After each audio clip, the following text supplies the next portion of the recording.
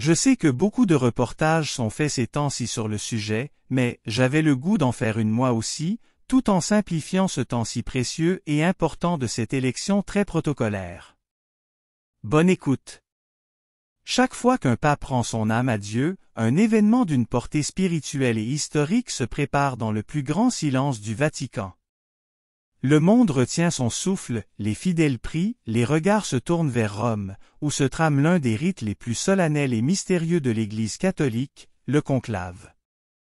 Sous les voûtes millénaires du Vatican, les cardinaux électeurs venus des quatre coins du monde se rassemblent pour accomplir une mission sacrée, choisir le nouveau successeur de Pierre, le vicaire du Christ sur terre. Dans un monde en perpétuel mouvement, cette cérémonie suspend le temps. Elle est marquée par la liturgie, la prière, le discernement et un profond sens de la tradition. Depuis des siècles, le conclave fascine par son rituel immuable, où se mêlent grandeur symbolique, silence intérieur et puissance spirituelle. Du serment d'entrée à la fumée blanche, chaque geste, chaque étape, chaque prière prend une signification particulière. C'est une plongée dans un univers à la fois fermé et universel, chargé de foi et de responsabilité. Ce reportage vous invite à revivre pas à pas ce chemin sacré, comme un pèlerinage au cœur de l'Église, à travers les couloirs solennels de la Cité Vaticane, les instants de recueillement, les décisions graves prises dans le secret du Saint-Esprit. Le conclave. Dans le secret de l'élection d'un pape. Sous les dorures du palais apostolique, derrière les murs séculaires de la Cité du Vatican, un moment historique se prépare. La mort d'un pape ou sa renonciation plonge l'Église universelle dans un état de sede vacante. Le siège de Pierre est vacant. À l'abri des regards du monde, une liturgie sacrée et rigoureusement codifiée va s'enclencher, le conclave. Le mot lui-même, du latin cum clave, signifie « avec clé ».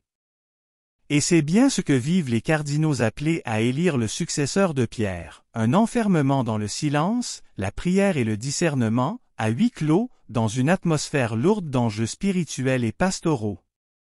Première étape. La vacance du siège apostolique.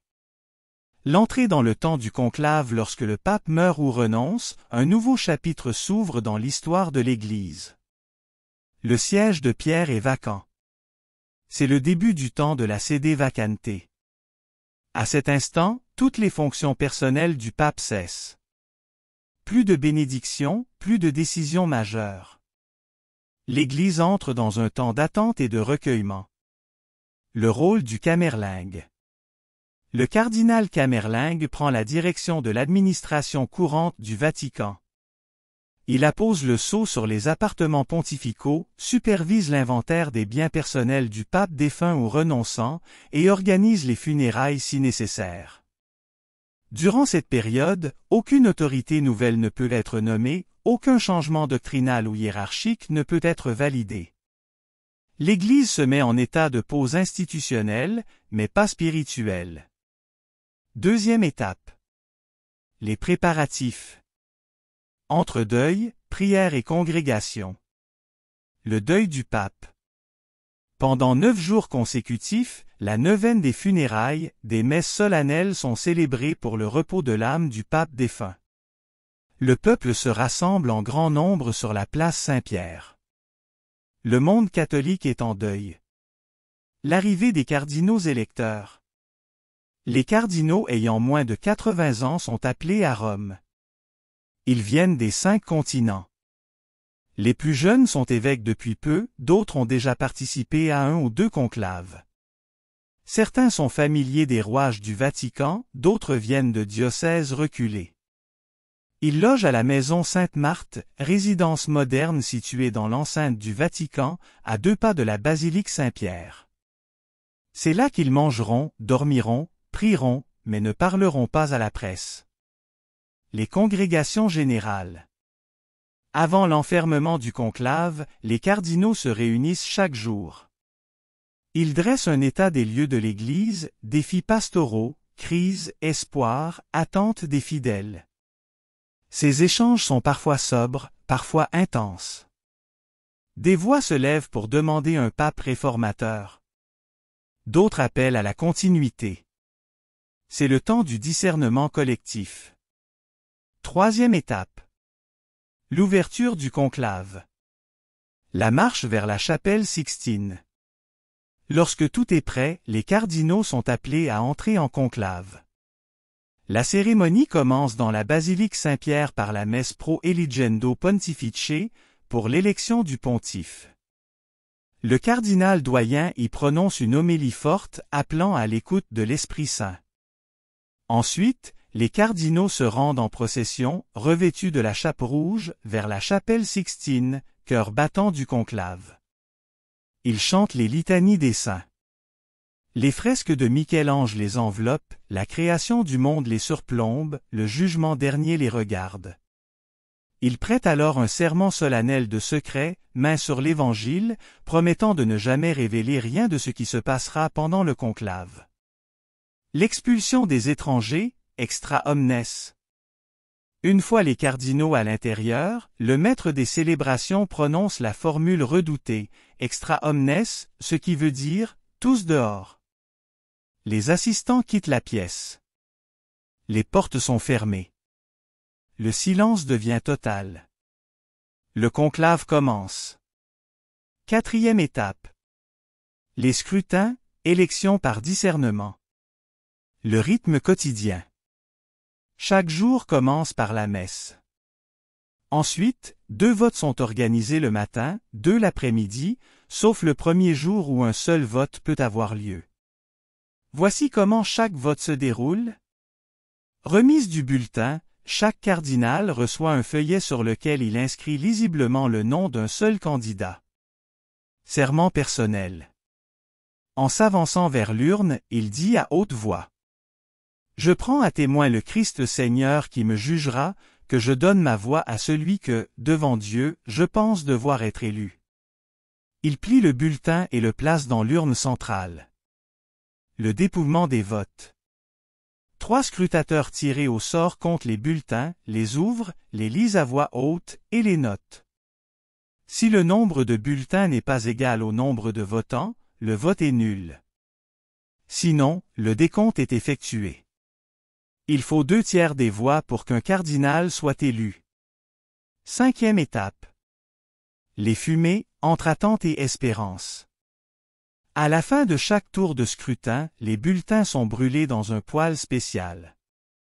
Si aucun pape n'est élu, une substance colorante est ajoutée pour produire de la fumée noire. C'est le signal universel, pas encore. Lorsque le seuil est franchi, les bulletins sont également brûlés, mais cette fois sans additif noir. La fumée qui s'élève alors est blanche. Les cloches de la basilique sonnent. C'est la fumée de la joie. Le monde retient son souffle. Sixième étape. L'acceptation de l'élu.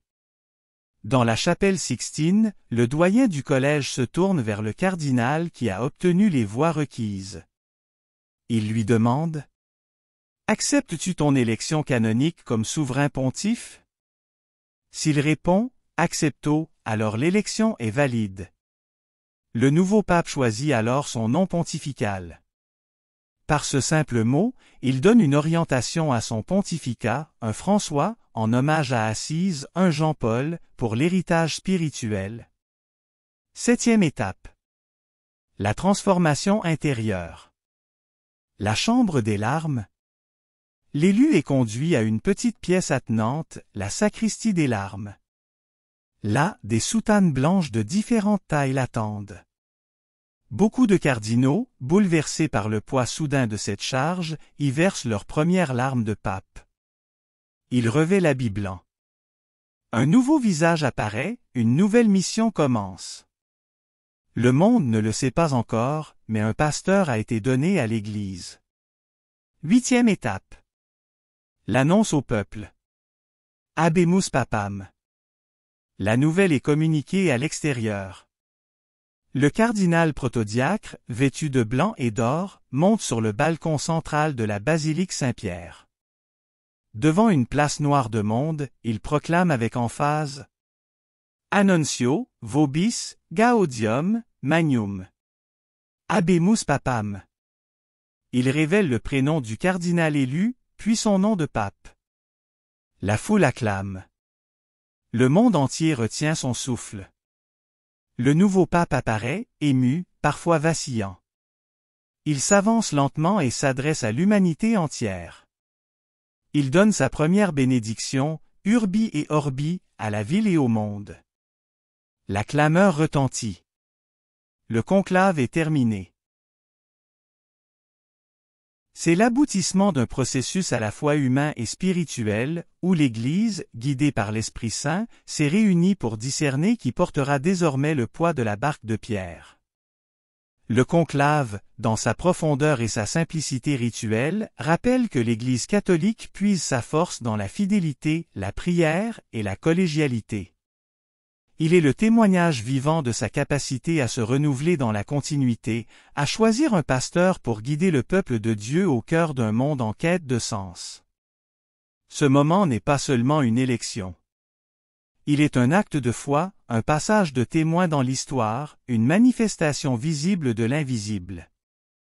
À travers ce rite séculaire, l'Église réaffirme son espérance et sa mission, porter la lumière de l'Évangile aux confins de la terre, sous la houlette d'un homme choisi non par ambition, mais par appel. Et lorsque retentit enfin le traditionnel Habemus Papam, c'est toute l'Église universelle qui s'unit dans une prière nouvelle, confiante, joyeuse, portée par le souffle du ressuscité.